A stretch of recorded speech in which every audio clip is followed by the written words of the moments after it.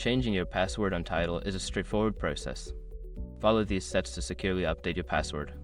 Step 1. Open the Tidal app or website. Launch the Tidal application on your device or visit the Tidal website in your web browser. Step 2. Log into your account. Enter your current login credentials to access your Tidal account. Make sure you are logged in before proceeding to the next step. Step 3. Navigate to Account Settings. Once logged in, look for the Account Settings option.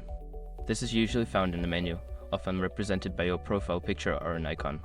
Step 4. Select Change Password. In the Account Settings, find the option labeled Change Password. Click on it to proceed to the Password Update section. Step 5. Enter new password. Follow the prompts to enter your current password and then your new password. Make sure your new password meets any specified requirements, then save the changes. Once you've completed these steps, your Tidal password will be successfully updated. Remember to keep your new password secure and consider using a password manager for future reference.